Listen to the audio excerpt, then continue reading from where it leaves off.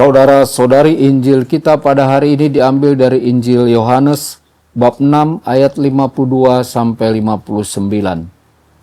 Di rumah ibadat di Kapernaum, orang-orang Yahudi bertengkar antar mereka sendiri dan berkata, "Bagaimana Yesus ini dapat memberikan dagingnya kepada kita untuk dimakan?" Maka kata Yesus kepada mereka, "Aku berkata kepadamu, sesungguhnya jikalau kamu tidak makan daging anak manusia dan minum darahnya, kamu tidak mempunyai hidup di dalam dirimu. Barang siapa makan dagingku dan minum darahku, ia mempunyai hidup yang kekal, dan aku akan membangkitkan dia pada akhir zaman. Sebab dagingku adalah benar-benar makanan dan darahku adalah benar-benar minuman. Barang siapa makan dagingku dan minum darahku, ia tinggal di dalam aku dan aku di dalam dia. Sama seperti Bapa yang hidup mengutus aku dan aku hidup oleh Bapa, demikian juga barang siapa memakan aku akan hidup oleh aku. Akulah roti yang telah turun dari surga, bukan roti seperti yang dimakan nenek moyangmu dan mereka telah mati. Barang siapa makan roti ini, ia akan hidup selama-lamanya." Semuanya ini dikatakan Yesus di Kapernaum ketika ia mengajar di rumah ibadat. Demikianlah sabda Tuhan. Terpujilah Kristus.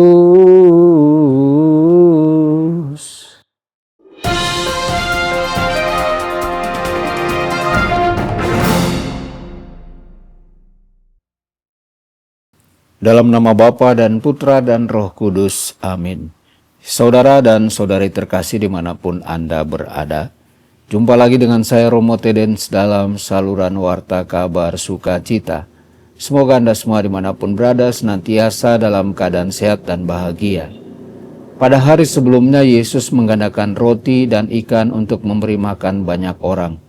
Orang-orang Yahudi menyadari bahwa ada sesuatu yang istimewa di sini, bahwa Yesus mungkin adalah Mesias atau setidaknya seorang nabi. Mereka cukup penasaran untuk terus mengikutinya dan mengajukan pertanyaan-pertanyaan kepadanya. Mereka menyukai semua yang dikatakannya sampai sekarang.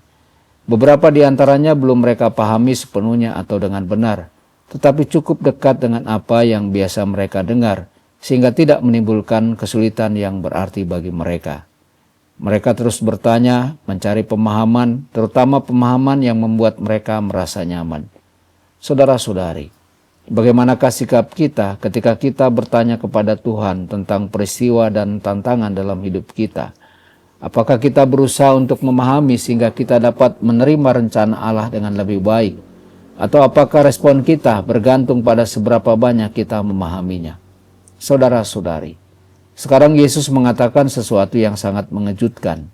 Dia ingin mereka makan dagingnya dan minum darahnya. Sampai saat ini sebagian besar orang banyak telah bersedia menerimanya sebagai pemberi roti. Dia telah memberi mereka makan kemarin. Mungkin jika mereka bertahan cukup lama, dia akan melakukannya lagi.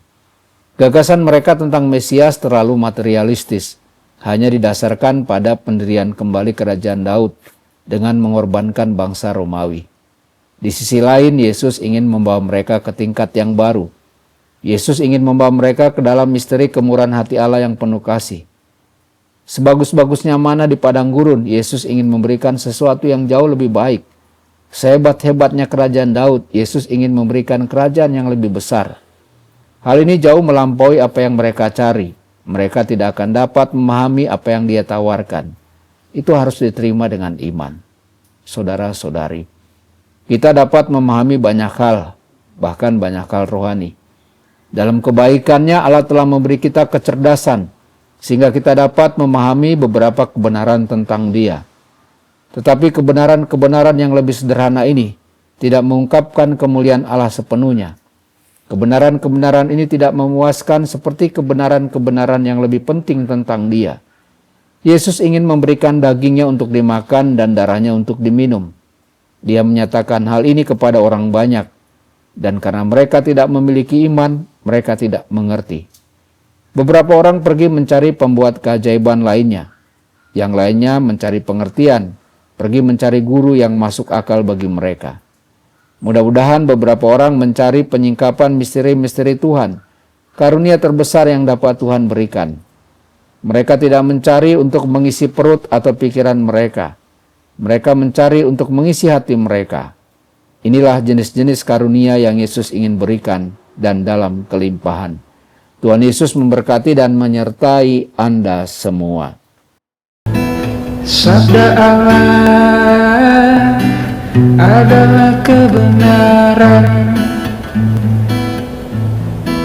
Sabda Allah adalah kehidupan. Mari kita mencintainya, mari kita menghayatinya. Ya Tuhan yang ku muliakan, sabdamu angkat resahku.